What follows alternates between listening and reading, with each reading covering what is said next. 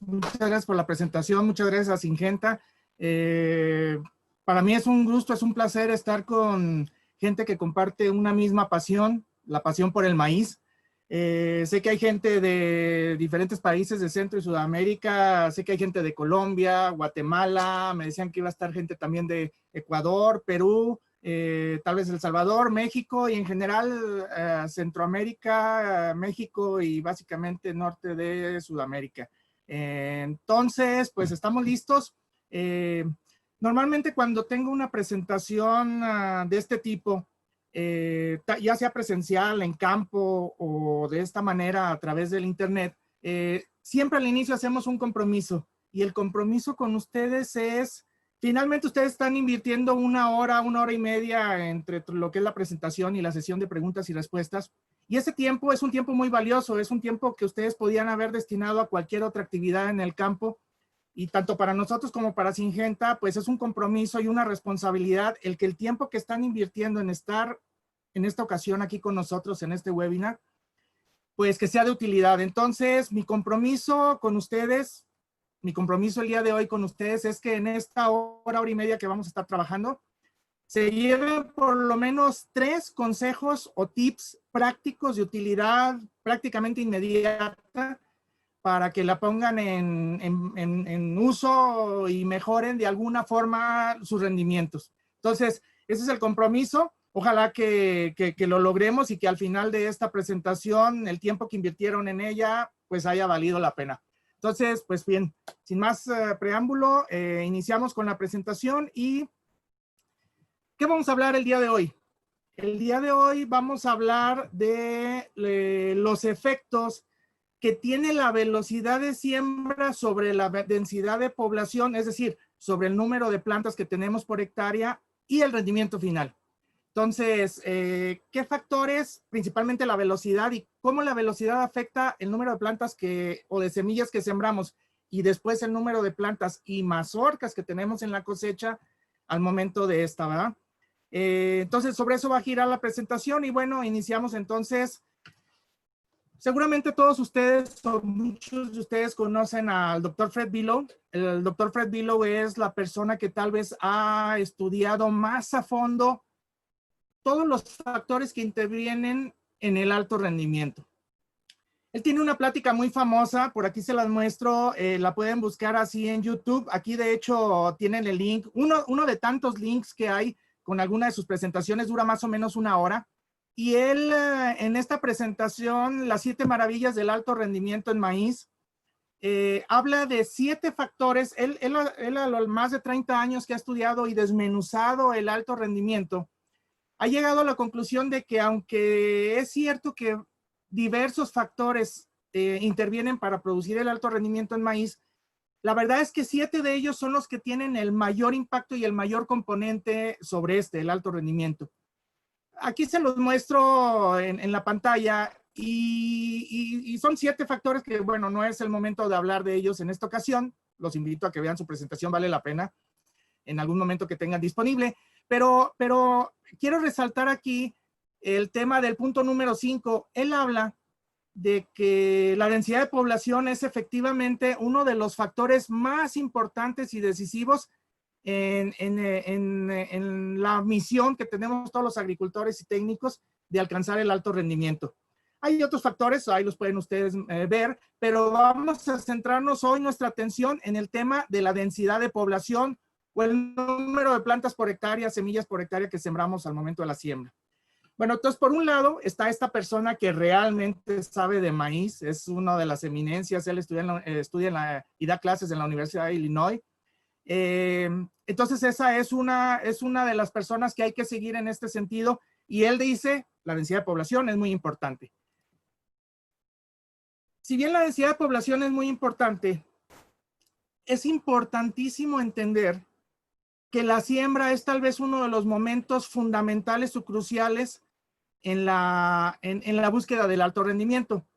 Y aunque esta persona, Blade O'Magee, no es precisamente maicero, de hecho a él se le conoce como el rey de la soya, nadie en el mundo siembra tanta soya como él. Él es un brasileiro, siembra en el estado de Mato Grosso y en alguna ocasión me tocó estar presente en una de sus presentaciones, valga la redundancia.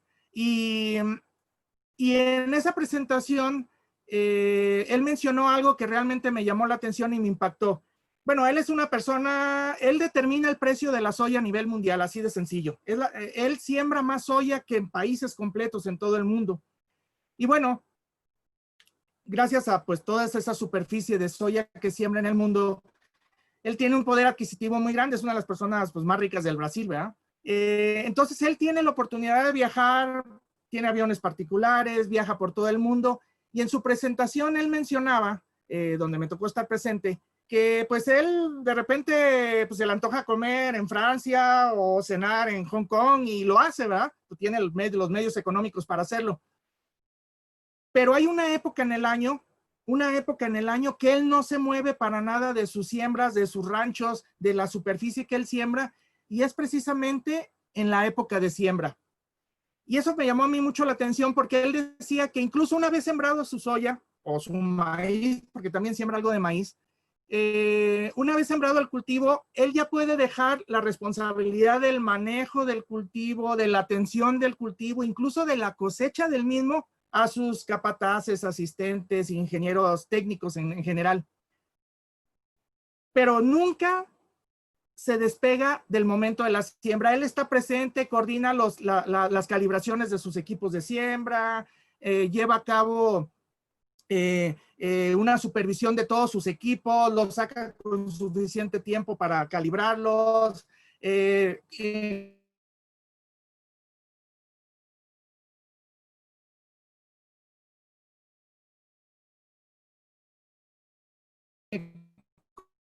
Ingeniero.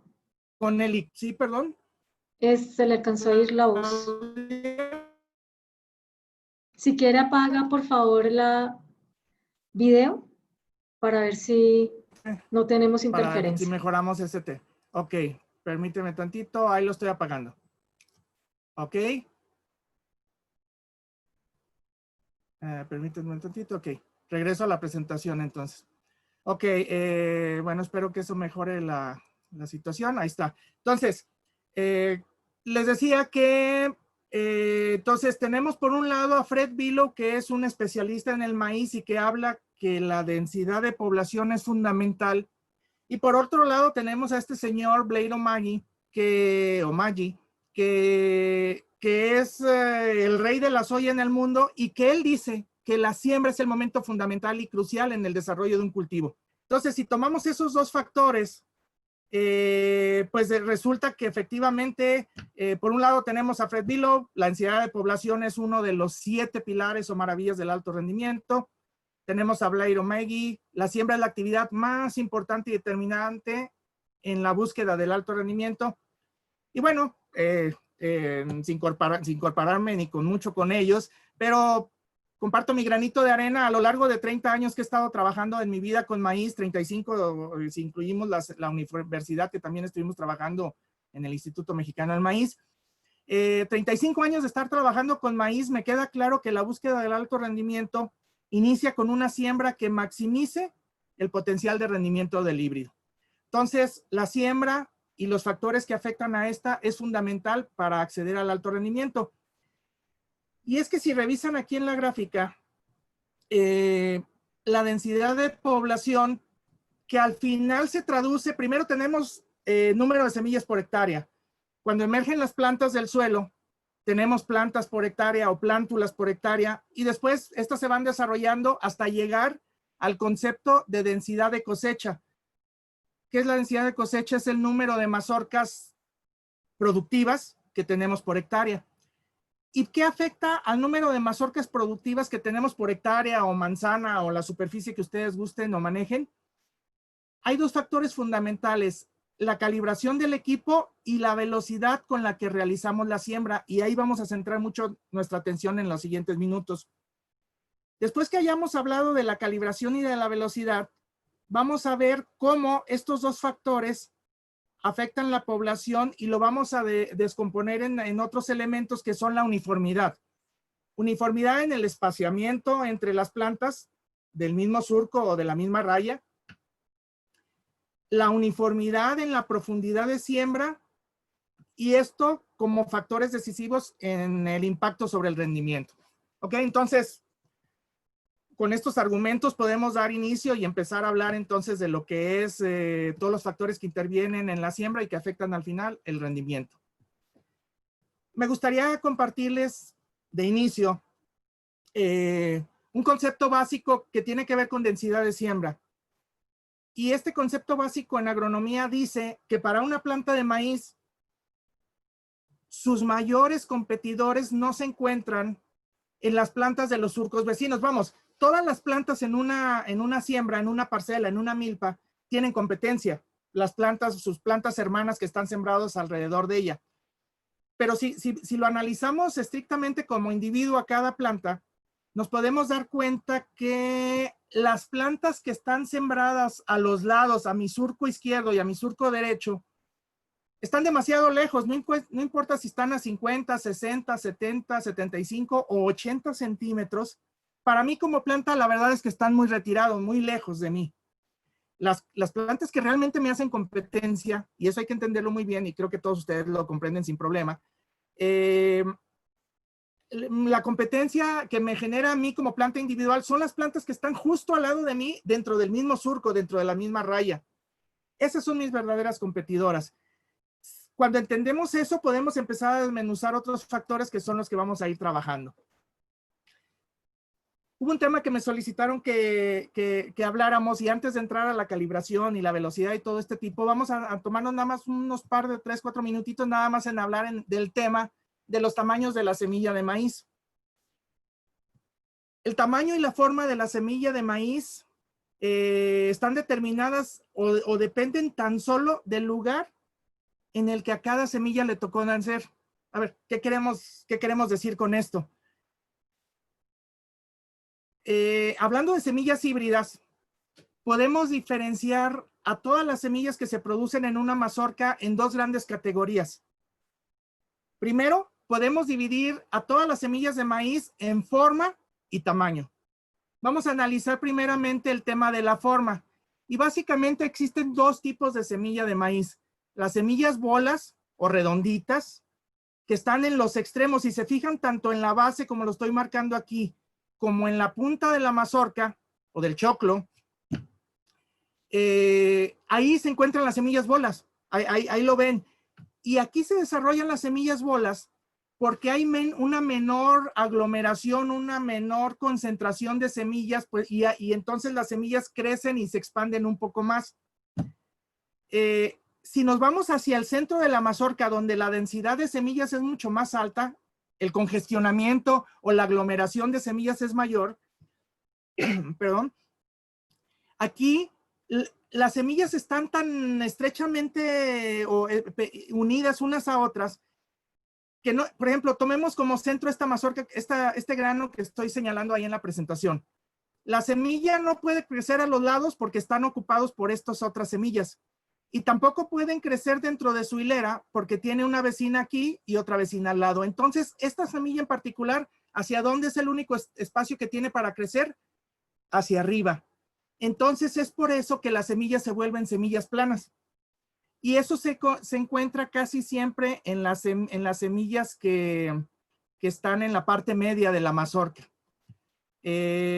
Nuestros abuelos, o todavía en muchas partes de México, Centro y Sudamérica, la gente que siembra criollos o variedades nativas, tiene una práctica donde cuando va y cosecha sus criollos, sus maíces criollos, toma las mazorcas y las despunta. Les quita las bolas de los extremos, bolas de la punta y bolas de la parte de la base. Y entonces, al hacer esto, al despuntar las mazorcas, lo que sucede es que nos quedamos con ¿qué? Solo la semilla de tamaños planos. De ahí que se ha generado una idea de que la semilla plana es mejor.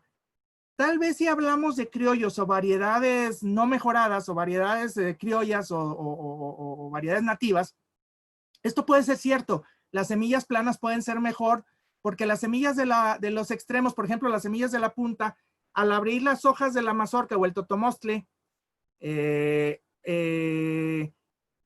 permiten la entrada de agua y a veces hay pudrición de grano, sobre todo en Centroamérica, en lugares más tropicales hay pudriciones de grano tanto en la punta como en la base, por la simple entrada del agua. Entonces aquí tenemos semillas vanas, livianas, podridas incluso. Por eso es que se ha generado toda una creencia de que la semilla plana es mejor. Sin embargo, cuando hablamos de híbridos, ojo, esto es muy importante. Cuando hablamos de semillas híbridas, no importa si tú tomas semillas de la punta, semillas de la base o semillas de la parte media de la mazorca, no importa si son bolas o si son planos, por el proceso que se lleva de generación de la semilla, toda la semilla tiene la misma capacidad de producir una mazorca normal, una planta normal y una planta con igual capacidad de rendimiento. Eso es muy importante dejar claro. Una cosa importante que hay que destacar aquí, yo creo que todos ustedes como agricultores, como técnicos, como distribuidores, seguramente les ha tocado visitar un predio, una parcela, donde han encontrado plantas, nosotros en México les decimos plantas chimuelas, o plantas con poquitos granos, donde a lo mejor no hubo un llenado completo de mazorca, no hubo una buena polinización, y se quedan granitos dispersos como dientes chimuelos en una mazorca, ¿va? Estoy seguro que nadie de ustedes ha podido encontrar un grano perfectamente plano, aislado en el centro de en el olote, pegado al olote, o a la tusa, creo que también le llaman en algunas partes de Centroamérica, el olote que detiene a los granos del maíz.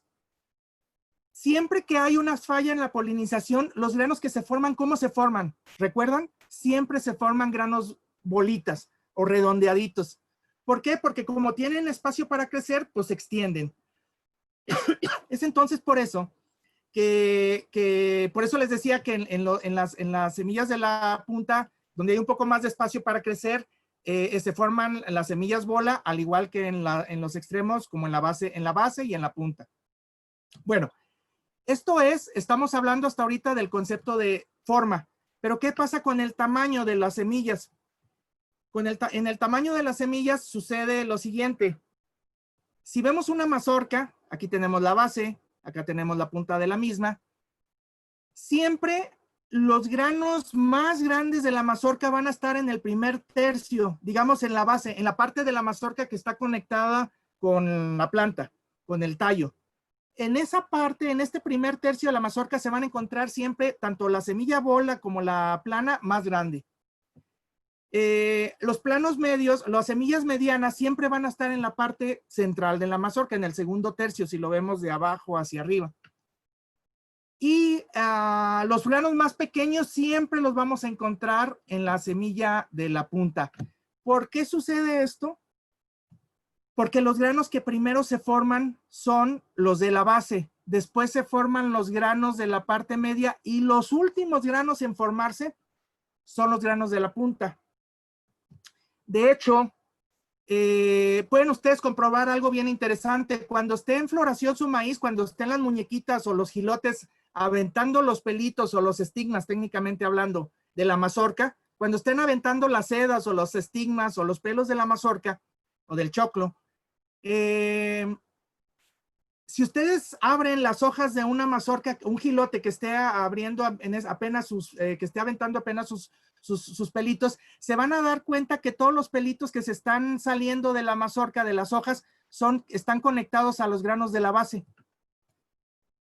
Son los primeros que se polinizan por eso y son los que tienen más tiempo para desarrollarse. Por eso los granos de la base son siempre los más grandes, seguidos por la parte media, y los más chicos siempre son los granos de la punta. Entonces, ¿de qué depende el tamaño? De la posición en la que ocupa nuevamente en la mazorca.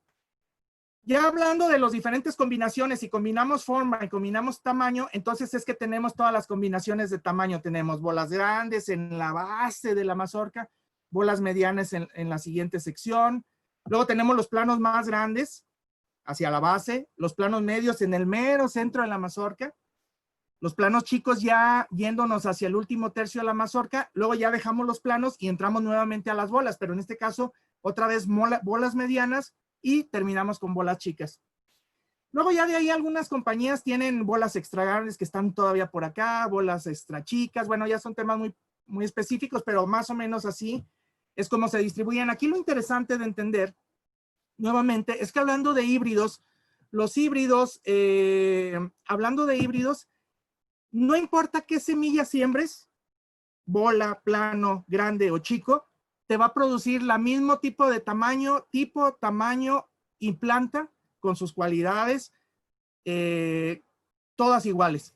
De hecho, hay un experimento muy sencillo que pueden hacer todos ustedes como agricultores, técnicos o distribuidores, que es tomar una sembradora. Por ejemplo, tomen una sembradora de 4 botes o 4 surcos o 4 unidades y a cada bote pónganles un tamaño diferente.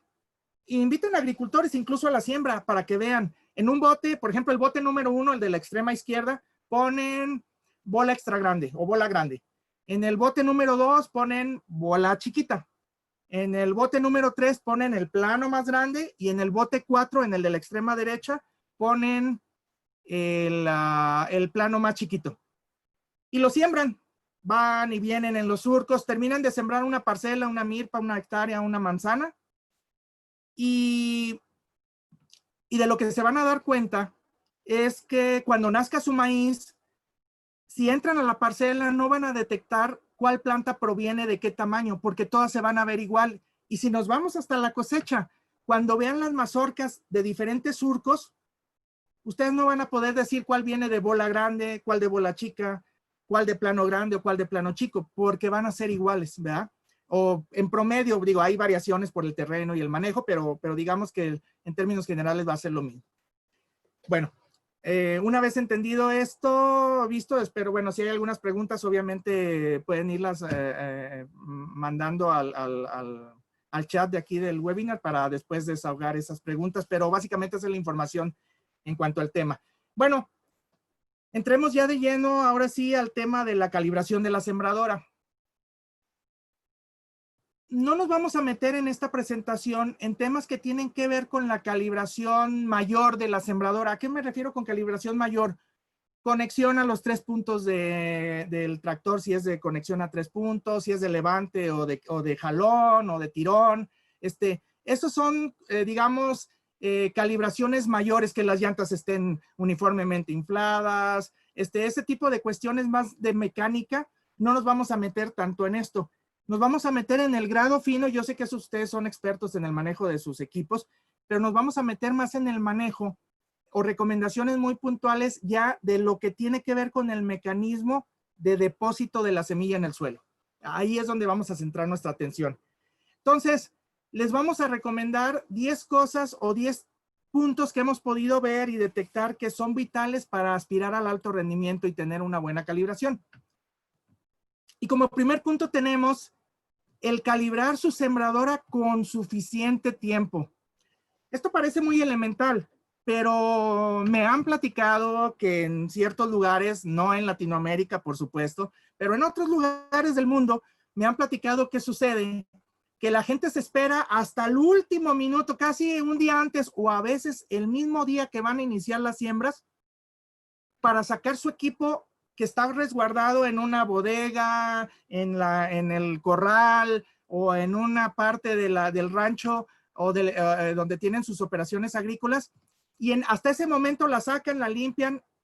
Eso, bueno, eso no pasa en Latinoamérica, ¿verdad? Eso pasa en otros lugares, ¿verdad? Del mundo, pero aquí no pasa. Pero bueno, no inventarlo, que es importante un mes, 2 meses antes de que vayan a iniciar realmente las siembras, ya sean en temporal o secano o en riego, no importa en qué condición siembres, saca tu sembradora un mes, 2 meses antes. ¿Por qué es tan importante esto? Cuando tienes el tiempo suficiente para calibrar tu equipo, puedes poner el fertilizante, limpiar los botes del fertilizante. Me han platicado que en algunas partes de otras partes del mundo, el fertilizante se queda después de una temporada de siembras el año anterior, se queda ahí y con la humedad y el agua se forman costras que hasta van deteriorando los depósitos del fertilizante. Me han platicado que en otras partes del mundo, que no Latinoamérica, luego sucede que los tubos de la descarga de la semilla o los depósitos de la semilla están con algunos nidos de roedores o insectos. Son casos de la vida real de otros países, pero bueno, llega a suceder, ¿verdad? Entonces, por ese lado es importante, pero tal vez lo más importante es que cuando sacan con suficiente tiempo su equipo, tienen la oportunidad de que si alguna parte se averió, alguna parte se descompuso, tienen que pedir una refacción, tienen y cuentan con el tiempo suficiente para ir con su distribuidor, con su proveedor de refacciones y maquinaria, para que tenga el tiempo necesario para proveerles esa refacción. ¿Cuántas veces no ha pasado en el campo que vas por una refacción y te dicen, bueno, sí te la conseguimos, pero ¿sabes qué? La tenemos en 2 o 3 semanas que nos llegue de Estados Unidos o de Europa.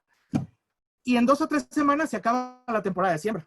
Entonces, por eso es tan importante prever y sacar su sembradora con suficiente tiempo.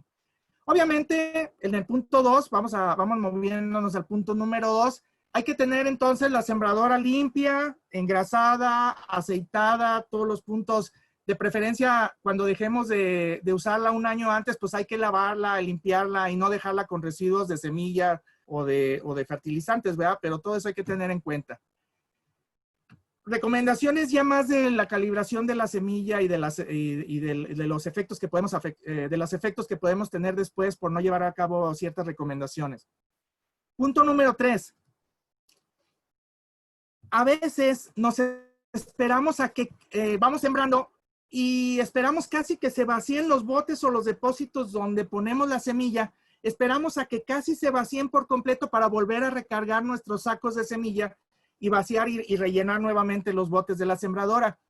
Eso no, hay que tratar de evitar esa situación en la medida de lo posible y hay que tratar por lo menos de que cada uno de las unidades, cada uno de los botes de la semilla tengan por lo menos el 50-60% de la semilla de la capacidad del bote. Esto tiene una razón.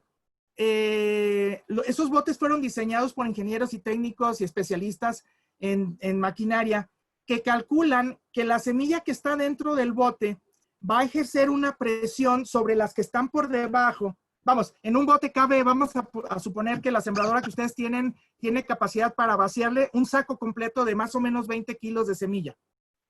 Bueno, la semilla que está hasta abajo, la semilla que cayó primero en el bote, está recibiendo la presión de los 20 kilos que están sobre de ella para estar fluyendo y circulando a través de todo el mecanismo. La semilla, la sembradora al ir trabajando va ejerciendo esa presión y mantiene un flujo constante de semilla que hace que la sembradora trabaje adecuadamente. Entonces, sé que a veces es difícil tener siempre los botes a ese nivel del 50% para arriba, porque hay veces que las tiradas de las siembras, de los surcos o las rayas son tan largas que cuando vas y vienes con la sembradora ya se te fue mucha de esa semilla. Pero bueno, en la medida de lo posible, una recomendación es mantener los depósitos por lo menos con el 50% de su capacidad. Veamos el punto número 4. No se vale calibrar en el rancho, no se vale calibrar en el pueblo, no se vale calibrar en la carretera o en la terracería o en el camino de acceso al terreno. Siempre hay que calibrar directamente en el terreno que vamos a sembrar.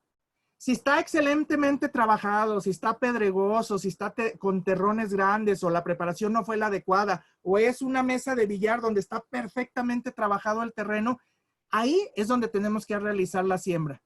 La calibración de la sembradora. Cuando estemos calibrando nuestro equipo, tenemos que tratar de simular las situaciones de una siembra real. Y el único lugar donde podemos lograr eso es en el propio terreno de cultivo. ¿Ok? Entonces, es una recomendación muy importante. Otra muy importante, el número 5.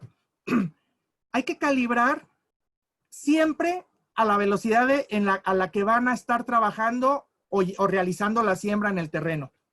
¿Por qué les menciono esto? Me ha tocado ver en muchas ocasiones que cuando estamos calibrando el equipo con el tractorista o el maquinista o el encargado del tractor y la gente que está ahí ayudando para el vaciado de la semilla, el fertilizante, etcétera, resulta que cuando está uno calibrando, camina muy despacio el tractor. Casi podemos ver cómo va cayendo cada una de las semillas, una por una, y decimos, ahora sí, está bien, medimos, contamos el número de semillas por metro, todo perfecto. Y luego ya que le damos el OK y le decimos, adelante compañero, a sembrar. Entonces sí, cambia velocidad y se va a una velocidad que no tiene nada que ver con la velocidad con la que estábamos calibrando. Lo vamos a ver ya más adelante a más detalle, pero eso tiene impactos muy profundos en el rendimiento. Entonces, no se vale calibrar a una velocidad muy despacio cuando estamos calibrando y después sembrar a una velocidad muy alta, porque tu calibración se afecta completamente. Lo que calibraste nada tiene que ver con lo que vas a realizar en la siembra y más adelante lo vamos a ver a detalle. Hasta aquí lo dejamos ahorita. Calibrar una longitud mínima de 10 metros. Muchas veces, por ahorrarnos tiempo, por no perder tiempo aparentemente viendo y descubriendo las semillas en el suelo, escarbamos en el suelo 1 metro, metro y medio, 2 metros, 3 metros a veces. Pero señores, la mejor forma es descubrir una área superficie considerable, de manera considerable, y 10 metros por unidad creo que es lo más conveniente. Nos vamos a tardar un rato en hacer eso, pero es muy redituable. Además de que haciéndolo de esta forma vamos a tener el número preciso de semillas por metro o la distancia entre semillas. Cuando tú descubres 1 metro, 2 metros o solo 3 metros, pues a veces te salen números enteros, te salen 5 semillas, 6 semillas, 7 semillas. ¿Y los decimales qué? Cuando tú descubres 10 metros en el terreno, puedes ver que vas a tener 65 semillas, 62, 63. Entonces eso equivale a 6.5, 6.2, 6.3, etcétera.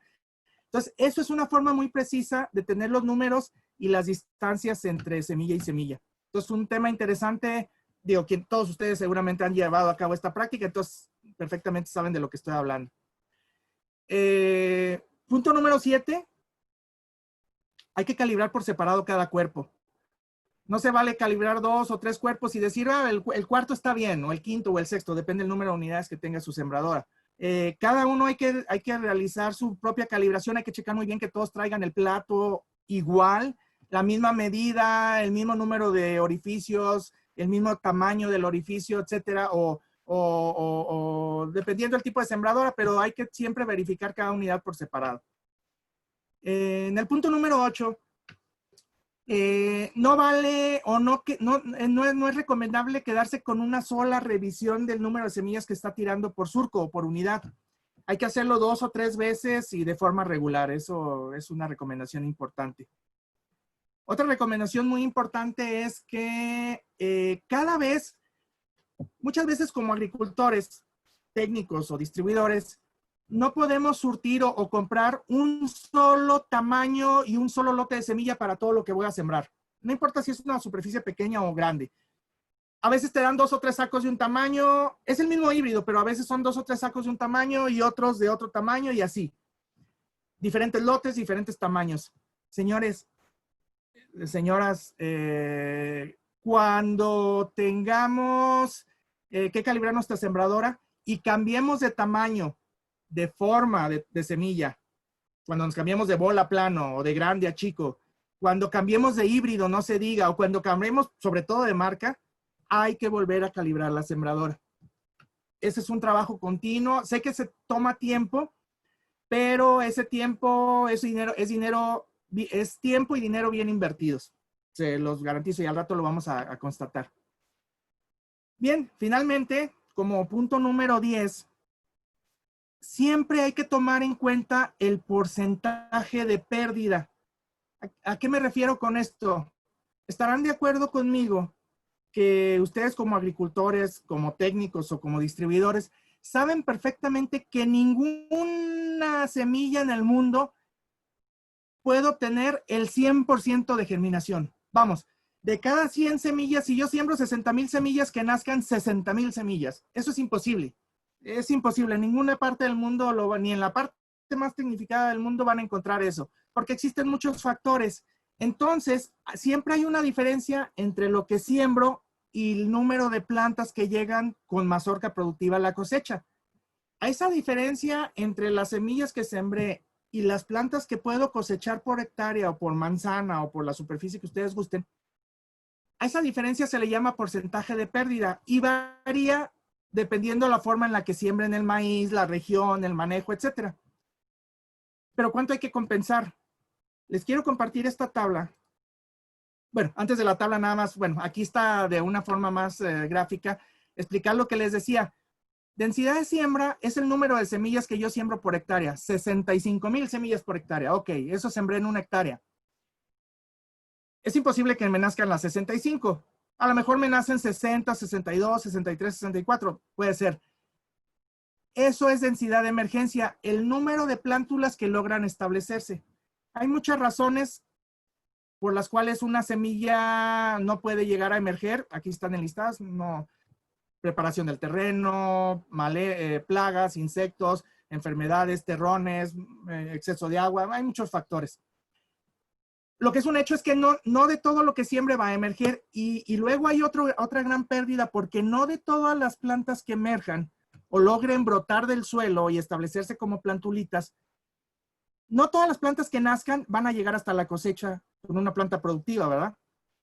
A eso es otro porcentaje de pérdida, que en este porcentaje está incluido pues granizo, viento, plagas, enfermedades, los mismos pasos del tractor para cultivar o para mover el suelo, para avivar el surco.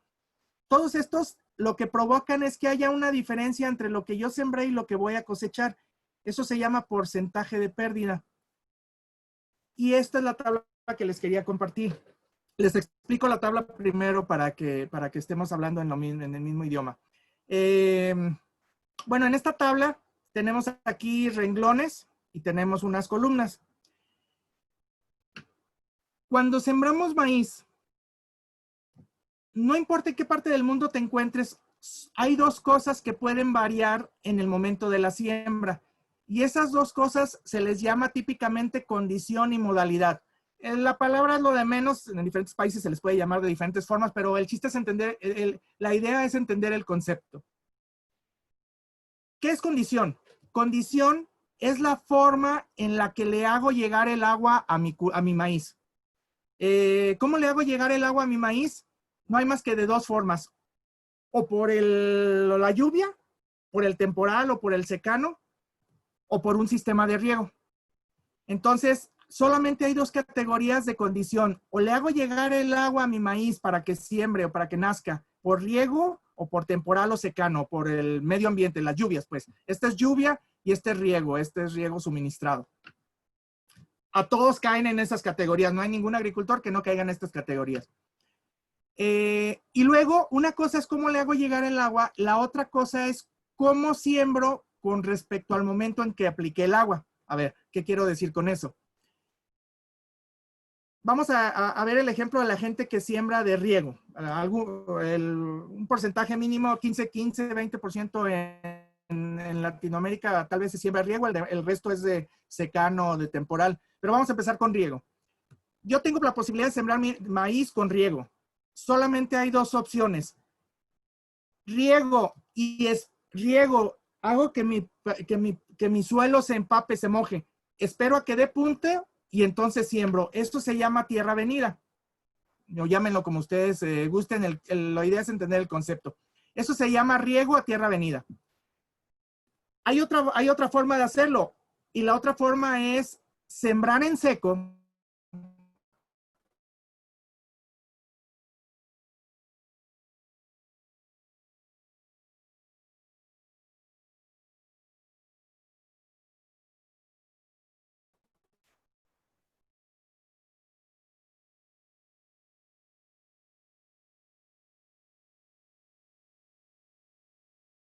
Nuevamente caemos en esas dos categorías.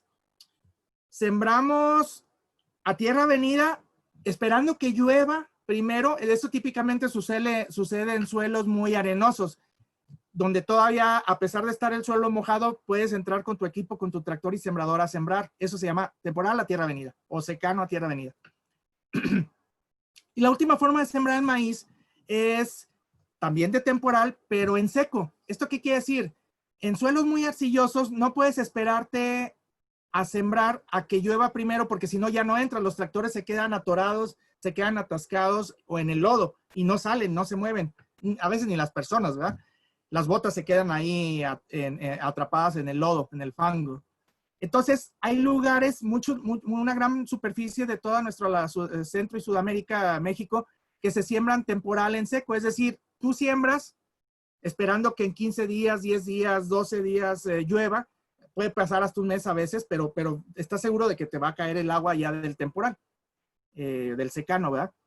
Entonces, bueno, lo interesante de esta tabla, ahí si gustan tomarle foto, creo que ustedes van a tener acceso a la presentación completa, no hay problema, pero fíjense cómo dependiendo de la combinación que tengamos, hay diferentes pérdidas de semilla.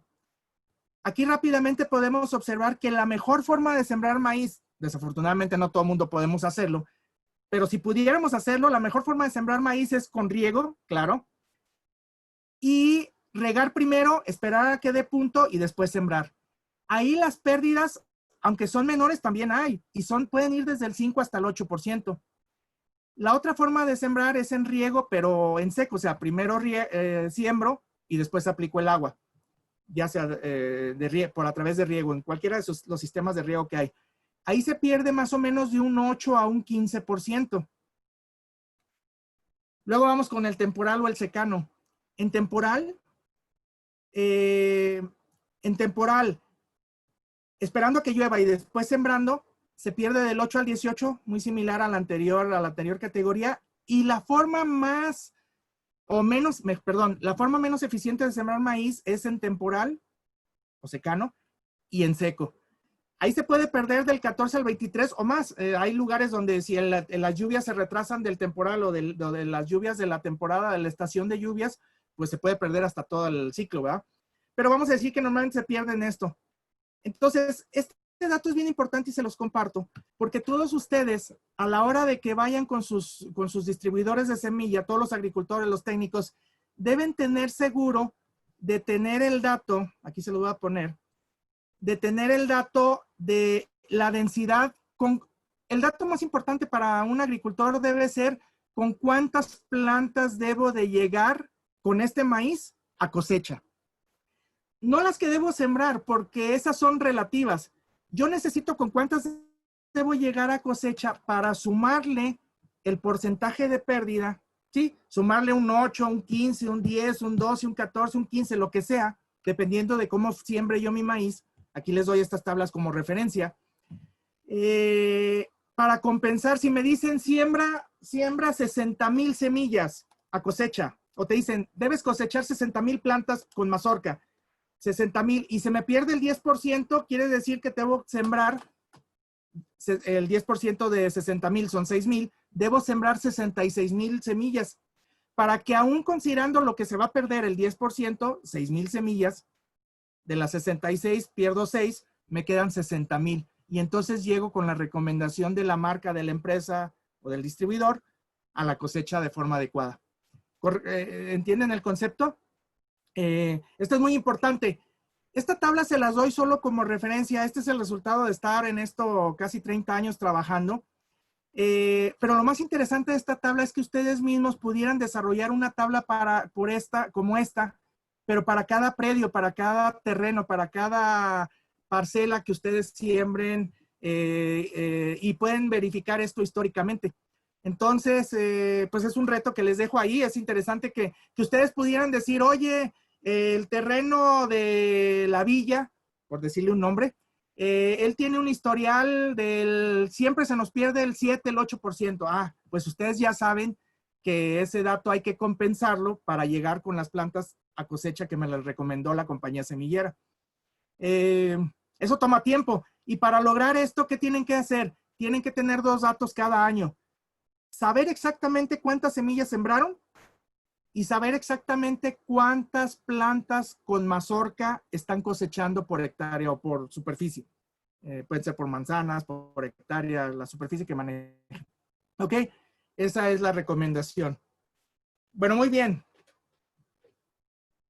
Les decía en un inicio que tal vez uno de los factores que más afectan la densidad de las plantas por hectárea es la velocidad de siembra. Y la velocidad de siembra hay que considerarla como fundamental. Ya lo dijo Fred Billow, que la población es fundamental y la población se ve afectada por la velocidad con la que siembre. Entonces, vamos a analizar un poquito más a fondo el tema de la velocidad. Tengan claro que muchos de ustedes tienen equipos muy sofisticados para la siembra. Tienen equipos por los cuales desembolsaron una buena cantidad de dinero, de plata, como luego dicen. y sacarle provecho a esos equipos es importante. No solo arrastren su sembradora y tiren la semilla en el suelo. Siembren su semilla con precisión. Y para eso hay que respetar las velocidades de siembra. Y para eso vamos a meternos de lleno al tema. Cuando estoy en presentaciones con gente ahí, siempre les hago la misma pregunta antes de presentar este slide, esta diagrama, esta imagen. Siempre les hago una misma pregunta. Señores, ¿cuál es la velocidad de siembra ideal para prácticamente cualquier tipo de sembradora?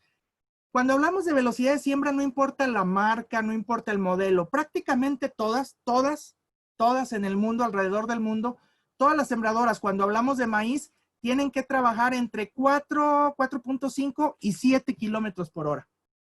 Esa es la velocidad recomendada de siembra. Muchos de ustedes, cuando hago esta pregunta al público o a la audiencia, casi todo el mundo me responde, el 80-85% de la gente sabe este dato y sabe que hay que sembrar de 4 a 7 kilómetros por hora.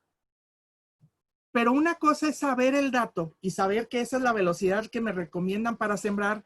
Y otra cosa es que esa velocidad la llevemos a la práctica y de esta forma estemos sembrando nuestra parcela. Entonces aquí quiero hacer algunas reflexiones con ustedes. Primero, les voy a compartir unos datos de las velocidades promedio que hemos logrado sondear. Aquí en México, por ejemplo, yo les podría decir que la velocidad promedio de siembra a nivel México es de 11 kilómetros por hora. 4 kilómetros por hora por arriba de la velocidad recomendada, ¿eh? Pero tenemos lugares donde llegan a ser hasta las velocidades hasta de 14 kilómetros por hora. ¿Cuál dijimos que era la velocidad tope? ¿De 4 a 7? Pues tengo paisanos aquí en México que siembran prácticamente al doble de la velocidad que te recomiendan. Aquí tengo otros datos de Colombia, el promedio de 13, máximos hasta de 15. Ecuador, velocidades promedio muy altas, hasta de 14. No estoy diciendo que esta es la velocidad, estas son velocidades promedio evaluadas en todo el país. Obviamente, seguramente, como en todo, hay gente que respeta las velocidades y hay gente que las infringe. En Ecuador tenemos promedios muy altos, hasta de 14 kilómetros por hora, promedios, y 20 máximas. En Guatemala, muy parecido a México, 12 kilómetros en promedio, pero hay lugares que siembran hasta 15. En general, en Centroamérica, 13 promedio, topes o máximos hasta de 15. Esto solamente para darles una idea. Entonces, se fijan que aunque sabemos el dato de a qué velocidad hay que sembrar, muchas veces no la respetamos. Y ¿saben cuál es lo interesante de esta? Y que es tema de reflexión bien interesante. Aquí no hay nadie que nos llame la atención, no hay una persona de tránsito o un guardia o alguien que nos meta un ticket o una multa porque estamos rebasando la velocidad recomendada. Pero ¿saben qué es lo más duro? Sí tenemos un castigo, no a manera de ticket o de infracción, pero cuando llegamos a la cosecha, 15, 20, 25% del rendimiento lo podemos perder, como al rato se los voy a demostrar, más adelante se los voy a demostrar, podemos perder esos rendimientos por infringir la velocidad de siembra. Entonces, tengamos ese dato ahí en la mano y vamos analizando un poquito más. Entonces, está claro entonces que sabemos la velocidad de siembra. Lo recomendado es sembrar, dijimos, de 4.5 a 7 kilómetros por hora. Pero sin embargo, en general no lo respetamos, sembramos mucho más alto. Vamos hablando de las velocidades promedio. ¿Qué repercusiones tiene eso para nosotros? Ya les decía yo que son importantes, vamos analizándolas. Pero antes, vamos viendo cómo detectar si estoy sembrando a la velocidad recomendada. Les voy a compartir un tip para todos ustedes, es exclusivo, solamente ustedes lo van a conocer. La verdad es que es información que está disponible para todos, pero bueno, una persona, ¿saben ustedes cuál es la velocidad promedio de una persona caminando en un paso normal? Un ser humano, una persona normal, cualquiera de nosotros, caminamos entre 6 y 7 kilómetros por hora. Típicamente nuestras velocidades en el campo, en una parcela, puesto que es suelo flojo, no es suelo plano, apisonado, más andamos pegado a los 6 kilómetros por hora, pero fíjense cómo la velocidad de un ser humano caminando a una velocidad normal, cuando estoy en un auditorio y puedo desplazarme, pues yo mismo camino y les muestro qué es caminar a 6 kilómetros por hora. Aquí no podemos, pero bueno, aquí lo pueden imaginar ustedes. Una persona, cualquiera de ustedes, si sacara su cronómetro, su velocímetro, tal vez ustedes lo hagan, caminando, ¿cuál es la velocidad de siembra? Del paso de caminar. Es de 6 a 7 kilómetros por hora. ¿Se fijan que es más o menos la velocidad tope a la que se debe trabajar una sembradora? Muchos de ustedes tal vez ya lo están sacando la deducción, pero la siguiente cuestionamiento sería este. Pregunta, ¿cuántos de ustedes pueden seguirle el paso o seguir al paso a una sembradora en plena siembra?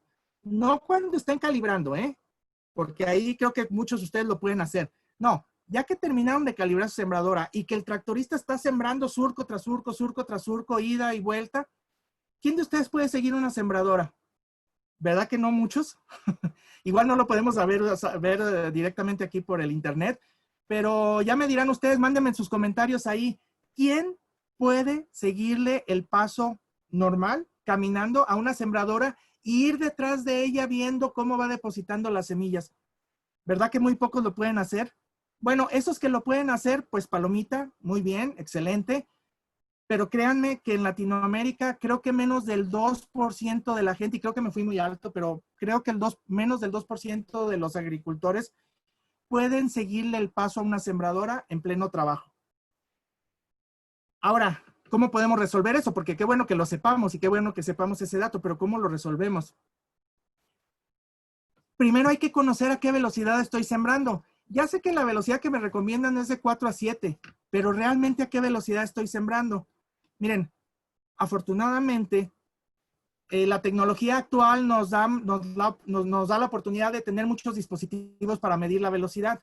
Los GPS, que bueno, ahora ya casi todos podemos tener un GPS con un teléfono celular, ¿verdad? Un smartphone o como le llamen en su país, un móvil o un teléfono celular, como decimos en México.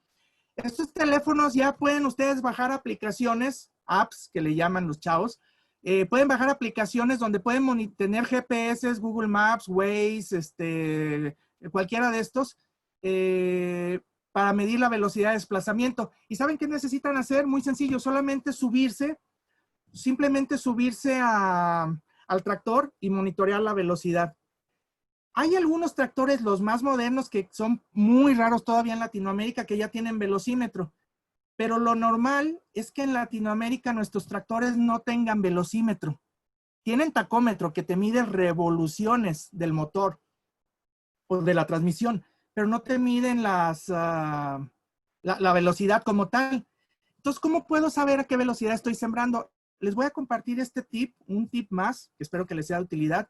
¿Qué pasa si no tienen internet y no pueden usar su teléfono celular ahí en la parcela o en el predio que van a evaluar o que están sembrando? Hay un método muy simple que consiste en lo siguiente. Antes de llegar a la parcela, consíganse 2 banderitas, 2 palos, 2 postes, 2 piedras incluso, de buen tamaño, y si se puede pintar de blanco o algo así para que las puedan visualizar es mejor. Y pongan al hilo del surco, conforme al hilo de cómo va trabajando el tractor, en uno de los surcos o de las rayas pongan una marca y pongan la siguiente marca a los 100 metros, ¿ok? Midan 100 metros, sencillo, pueden tener una cuerda ya medida con 100 metros o llevar una cinta, como gusten, pero que sean 100 metros. Y marquen 100 metros en el terreno. Y lo que van a hacer es medir el tiempo o contar el tiempo que tarda en pasar el tractor desde el punto inicial hasta el punto final. Vamos a decir que el tractor, si ven ustedes todos este punto que estoy moviendo en la pantalla, digamos que este es mi tractor, voy y vengo. En el momento que el tractor pase por el primer punto, marca o poste que puse en el terreno, ahí echo a andar mi cronómetro con el reloj o con el teléfono celular, echan a andar su teléfono, su cronómetro, perdón. Y cuando llegue al final de los 100 metros, lo detienen. Chequen cuántos segundos tardó en recorrer esos 100 metros. En esta tabla, en el primer renglón, vienen los segundos que tarda un tractor en recorrer 100 metros. Y abajo, en este segundo renglón, viene el equivalente en kilómetros por hora. En el tercer renglón viene el equivalente en millas por hora, por si alguien tiene el dato más de esa manera, ¿va? Entonces, ¿qué pasa? Imagínense que yo llego, pongo mis marcas en mi terreno y checo mi tractorista, y cuando el tractor y la sembradora pasan por el primer punto, echo a andar mi cronómetro, transcurre el tiempo y cuando llega al segundo punto detengo mi cronómetro. Imagínense que esa persona ese tractor tardó en recorrer 100 metros 51 segundos, como está marcado aquí. ¿A qué velocidad va ese tractor? A 7 kilómetros por hora. Estoy en el límite superior, pero estoy todavía dentro del rango, estoy bien. Oye, ¿y qué pasa si en otro predio o en otra parcela otro tractorista está igual sembrando, pero en recorrer esos 100 metros los recorrió en 33 segundos, o sea, mucho más rápido? Tenemos un problema, porque estamos sembrando a 4 kilómetros por arriba de la velocidad máxima recomendada. Y ahí tenemos un problema. ¿Qué pasa si esta persona tarda 40 segundos en recorrer 100 metros? Pues está sembrando a 9 kilómetros por hora. 2 kilómetros por hora por arriba de la velocidad máxima recomendada. Bueno, ahora ya sabemos, puede ser un smartphone, puede ser un GPS o puede ser este método rudimentario, pero ya podemos saber a qué velocidad estamos sembrando. ¿Y eso de qué me sirve? Bueno, el saber a qué velocidad estamos sembrando nos va a servir para lo siguiente. El tener el dato de a qué velocidad hay que sembrar de 4 a 7 kilómetros por hora y saber a qué velocidad voy sembrando en mis parcelas no sirve de nada, si no sé las repercusiones que eso causa. Y las repercusiones son estas. De acuerdo a una gran cantidad de estudios prácticos, teóricos, ensayos de investigación, pruebas de campo, se llegó a un número donde más de 400 investigaciones y artículos coinciden en que más o menos por cada kilómetro por hora que yo rebase la velocidad recomendada, es decir, si en lugar de ir a 7 voy a 8, 1 kilómetro por hora más de la velocidad recomendada, voy a perder alrededor de 677 kilos por hectárea, que más o menos equivale a 4.7 quintales por manzana, por ejemplo. O si lo quieren ver en porcentaje, más o menos a un 4%. Por ahí anda, 4.5, por ahí anda, ¿sí? Señores, estamos hablando de que esto se pierde solo por cada kilómetro por hora que yo rebaso la velocidad recomendada. ¿Se acuerdan a qué velocidad sembrábamos en México? 11 en promedio. 4 kilómetros por hora más que lo que te recomiendan las compañías que fabrican las sembradoras. Entonces, 4 kilómetros por hora son casi 3 toneladas de maíz por hectárea o 16 quintales por manzana. Eso es muchísimo. Eso es muchísimo. ¿Y saben qué es lo que pasa?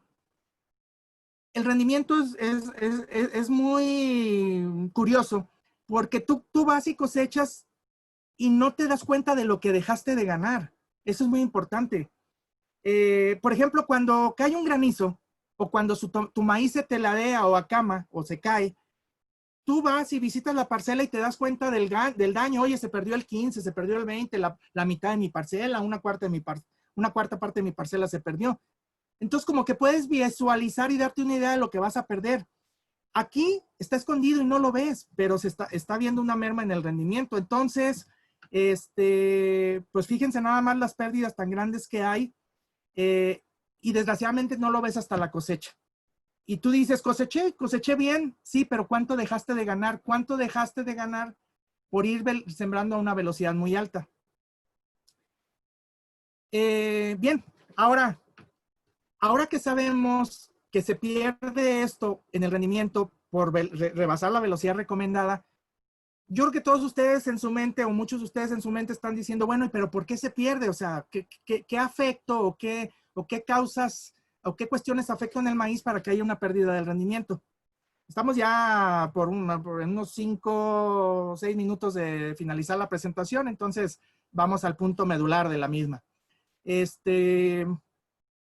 Bien, ¿por qué se pierde el rendimiento? Pues básicamente se pierde el rendimiento porque cuando yo rebaso la velocidad recomendada, estoy afectando la uniformidad de la siembra. Y la uniformidad de la siembra la afecto en dos sentidos. El primero de ellos es, afecto la uniformidad en cuanto al distanciamiento entre las semillas. Dentro del mismo surco, dentro de la misma raya, esta distancia entre semilla y semilla que yo voy depositando, la afecto significativamente. ¿Y cómo afecto esa distancia? La afecto de tres formas que aquí se las voy a compartir. Cuando yo rebaso la velocidad recomendada, la sembradora no puede trabajar bajo los estándares que fue diseñada y entonces afecto, muchas semillas se quiebra, algunas se van de 2, dentro del plato, dependiendo si es de aire, neumática o de dedos, la semilla se tira.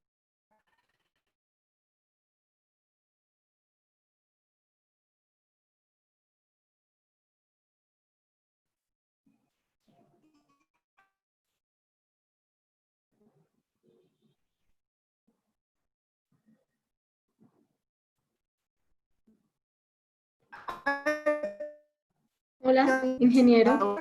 Sí, Se sí, perdió adelante. su voz.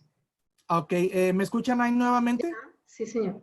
Ok, bueno, parece que se perdió tantito la voz un segundo. Bueno, les comento, cuando afecto la velocidad, cuando aumento la velocidad, afecto tres cosas en la distribución de las semillas.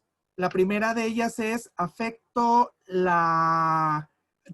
provoco que plantas queden fuera de posición, como aquí en este gráfico. Por ejemplo, esta semilla, en teoría esta planta debiera haber caído la semilla aquí y desarrollado la planta en esta posición, y sin embargo se fijan que se movió. Al haberse movido esa planta de su posición, si estaba calibrada a quedar en 17 centímetros y quedó a 15, pues entonces de una planta se alejó, sí, pero a la otra se acercó mucho más. En lugar de haber quedado a 15, a lo mejor quedó a 12. Eso provoca que estas dos plantas tengan exceso de competencia. Y entonces ninguna de las dos mazorcas que van a desarrollar estas plantas van a tener un tamaño normal. Como hay tanta competencia, las mazorcas disminuyen. Hay gente que piensa que como esta planta quedó con menos competencia porque la semilla se alejó y la planta quedó más lejos, tiene más agua, más aire, más nutrientes, más luz, etcétera, la mazorca va a crecer. Y sí, esta mazorca normalmente crece un poco más, pero lo que crece no alcanza a compensar lo que la mazorca completa hubiera podido desarrollar si estuviera en su posición. Entonces ahí hay una merma, una pérdida. Otra cosa que provocamos cuando aumentamos la velocidad de siembra es que aumentamos el porcentaje de plantas perdidas o saltos, ¿verdad? En un lugar donde debería haber caído una semilla, esta no cayó. Entonces hay un hueco y hay huecos. Ustedes ven huecos ahí, partes. Si cada semilla debería haber caído a 15 centímetros, pues ahí son 30 y no hay ni una semilla, por ejemplo, ¿verdad? Eso también es otro efecto de la velocidad de siembra. Y la tercera cosa que afectamos, o el tercer factor que afectamos cuando aumentamos la velocidad de siembra, es las plantas dobles o acuatadas. Esos lugares, esas semillas que cuando tú ves estás caminando en los surcos o en la parcela de maíz, ves plantitas que cayeron dos juntitas, y es que cayeron dos o a veces hasta tres semillas juntas. Es más raro, pero normalmente son dos. Son pares de semillas. Nuevamente, por estar tan juntas, ninguna de las dos desarrolla de forma adecuada. Entonces, estas tres cosas, plantas fuera de posición, saltos o huecos y plantas dobles o triples, eso es lo que se afecta cuando yo rebaso la velocidad de siembra. Y entre más velocidad vaya, más porcentaje de estas tengo.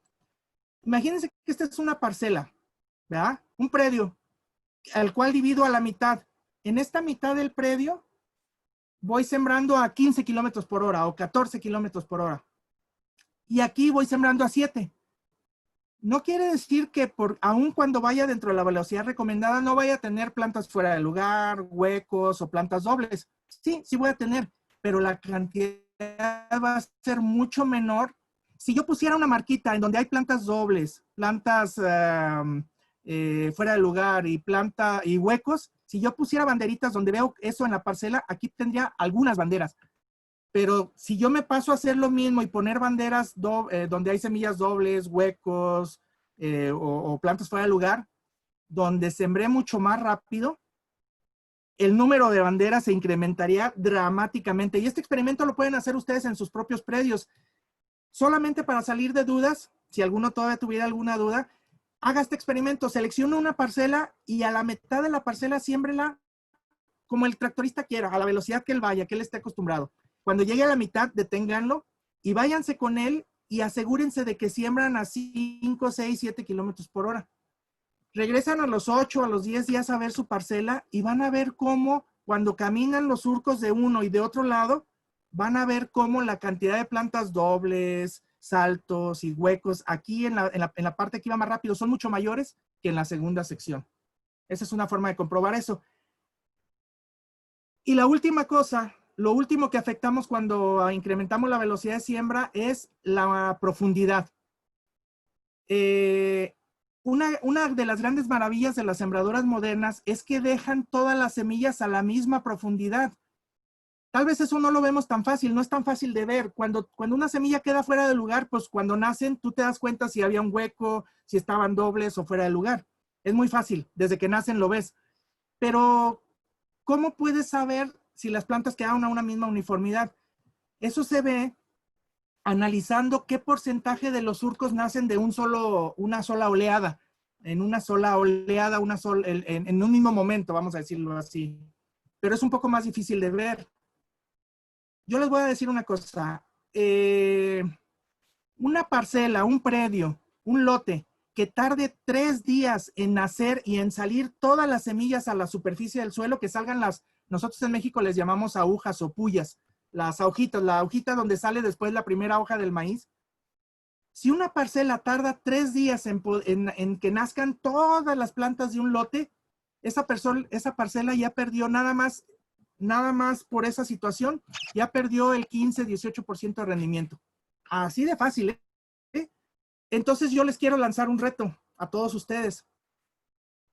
No es fácil, ¿eh? O sea, la verdad es que es una de las cosas más complicadas que me ha tocado trabajar con agricultores y uno mismo como técnico.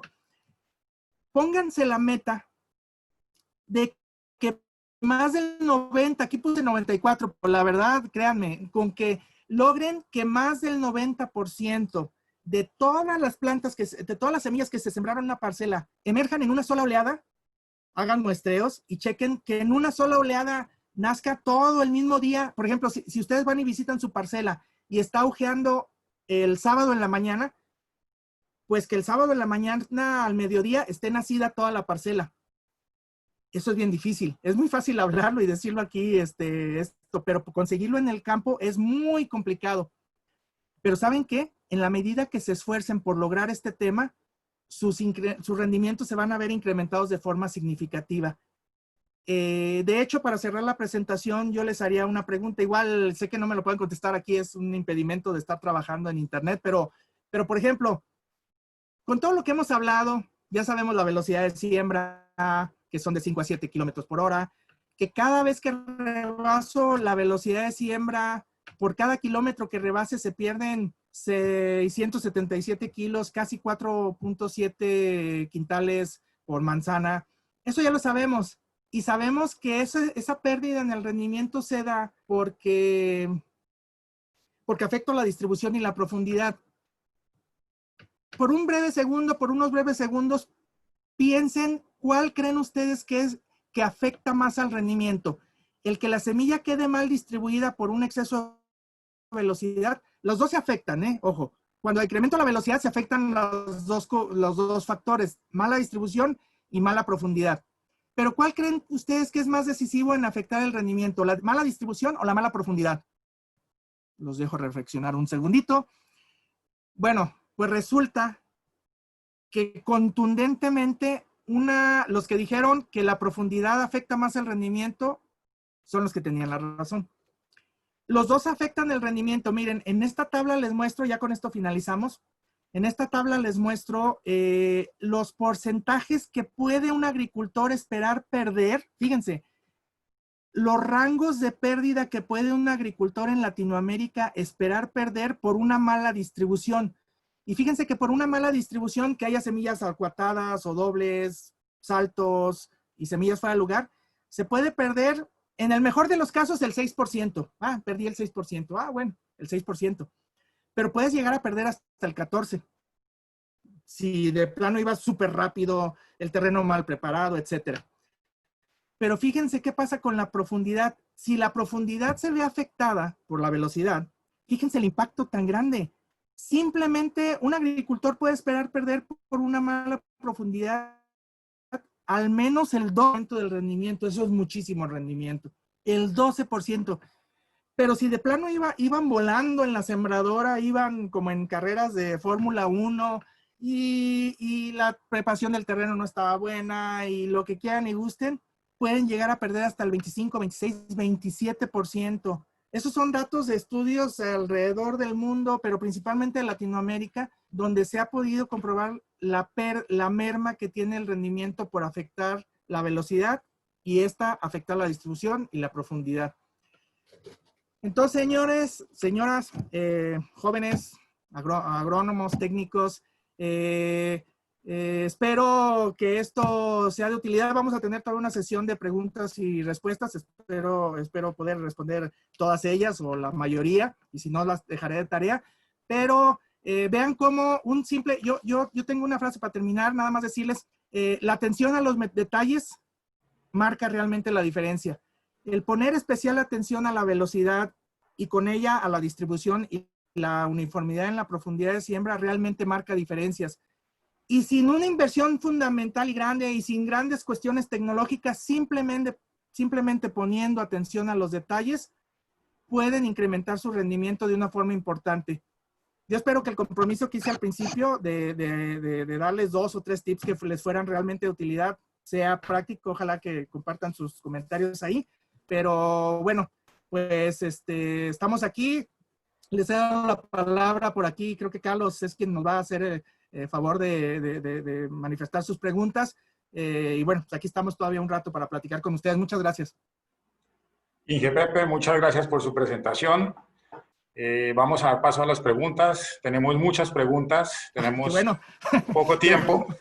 Tenemos poco tiempo, entonces okay, vamos a ir resolviendo en la medida. Tenemos que realmente 10 minutos para preguntas, pero la promesa con todos nuestros asistentes es que vamos a dar respuestas a todas las preguntas que nos han formulado y vamos a dar entonces las principales preguntas. Ok. Una primera pregunta. ¿A cuántas revoluciones por minuto debería trabajar para que dé la velocidad requerida de entre 4 a 7 kilómetros por hora? Esa pregunta típicamente es una de las primeras que y más salen en el campo, pero miren, es una de las preguntas más difíciles de contestar. ¿Por qué? Cada marca de tractores, incluso dentro de las marcas, dependiendo de los diferentes modelos, tienen diferentes combinaciones de engranajes y de velocidades, que luego sale que segunda alta, primera libre, bueno, ya saben todas las combinaciones. Entonces, pero yo lo que les decía, olvídense de las revoluciones. Las revoluciones no tienen mayor relevancia en el efecto de la siembra del maíz. El factor que sí deben tomar en cuenta es la velocidad.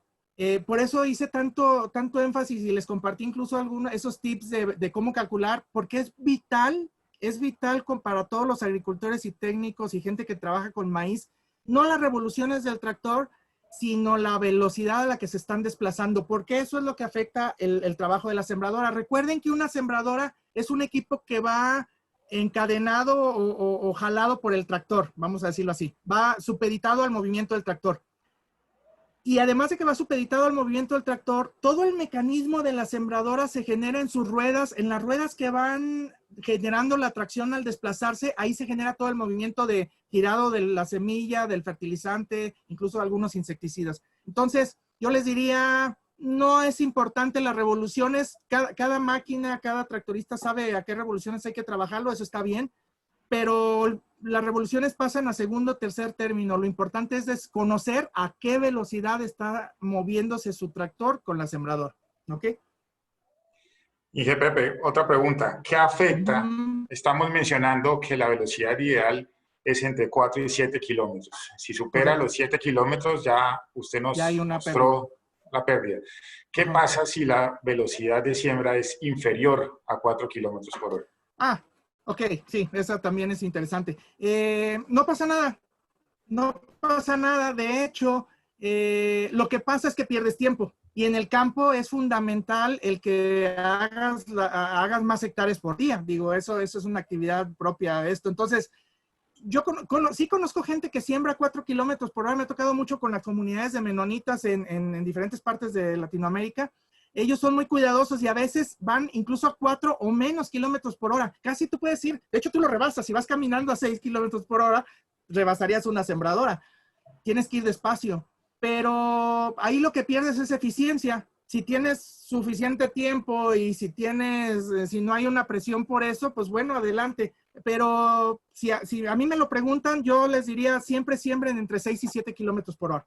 Es una velocidad que no rebasa y no infringe las normas de uso del equipo y te da también oportunidad pues de avanzarle, porque hay que sembrar rápido, sobre todo los que sembramos en temporal o en secano, pues lo que queremos es avanzar. Bueno, estamos muy cerca del tiempo para finalizar. Como les decía, tenemos muchas preguntas y todas son muy importantes y muy valiosas. Yo creo que podemos dar por finalizado nuestro webinar. Recibirán una encuesta para que ustedes puedan calificar este espacio y puedan brindarnos recomendaciones sobre temas que sean de interés para ustedes. Como les mencionamos, podemos compartirles la presentación. Vamos a copiar todas las preguntas y vamos a dar respuesta a todas las preguntas y se las estaremos haciendo llegar. Entonces, nuevamente, Inge Pepe, muchas gracias. Sí. Gracias a todos por participar de este espacio. Okay. Dígame, perdón. Sí, no, solamente un comentario, porque en las pláticas previas me comentaron que lo hiciera, porque sí es una preocupación de prácticamente toda la gente en Latinoamérica. Es rápido.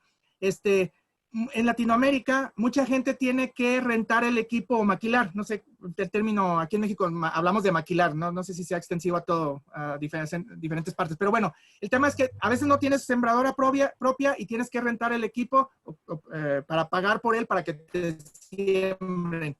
Y ahí es donde se generan muchos problemas porque yo no puedo regular, o en teoría no puedo regular la velocidad a la que me siembran. Ahí la recomendación que les haría, a veces es mejor pagar, si sacan cuentas y hacen números con los datos que les di, a veces hasta pagar un sobreprecio con una persona que te ofrezca sembrarte a la velocidad que quieres, se paga. O sea, cuando ustedes hacen números, ustedes son buenos para los números, cuando hacen números y dicen, oye, me cobran tanto, no importa si te pago 20% más, 30%, 40% más, con tal de que me siembres a lo que te estoy diciendo a esta velocidad y me la respetes, se paga con creces. Es una cuestión importante. Entonces, para todos aquellos que no tienen su propia sembradora y que dependen de un tercero, tomen en cuenta eso. Aún no teniendo la sembradora, pueden tratar de negociar una cosa de estas y créanme que realmente se paga. Entonces, muchas gracias. Digo, ya no les quiero quitar más tiempo, pero estamos aquí a sus órdenes. Muchas gracias a Syngenta por la oportunidad de estar nuevamente con ustedes. Soy el Inge Pepe. Y pues sigamos sembrando futuro, ¿va? Excelente recomendación. Nuevamente, Inge Pepe, muchísimas gracias. Muy valioso espacio. Y nuevamente a todos, muchísimas gracias. Feliz tarde para todos. Muchas gracias. Saludos.